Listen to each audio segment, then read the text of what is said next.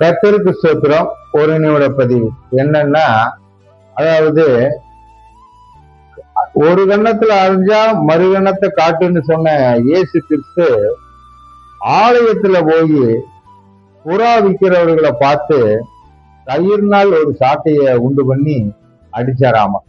அப்ப என்ன அர்த்தம்னா, இப்ப இருக்கிற சபைகள்ல நாம பணம், அதாவது கொடுத்து வாங்க, வியாபாரம் பண்றது, ஏலம் விடுறது, இந்த மாதிரி காரியங்கள் எல்லாம் நாம என்ன பண்ணக்கூடாது.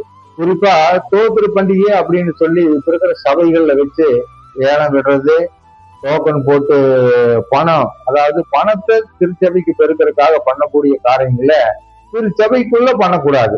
அந்த காலத்திலேயே இயேசு கிறிஸ்து அதுக்காக மட்டும்தான் சாட்டை எடுத்து அடிச்சிருக்கிறார். அதனால அந்த மாதிரி தவறான காரியங்கள் பண்ணாம நாம என்ன பண்ணிக்கணும், இருந்துக்கிறது நல்லது. இது எங்க குறிக்கப்பட்டிருக்குது அப்படின்னா, மத்தேயு 21:13, மார்க்கு 11:17 இந்த காரியங்கள் அடங்கி இருக்கிறது. ஆமென்.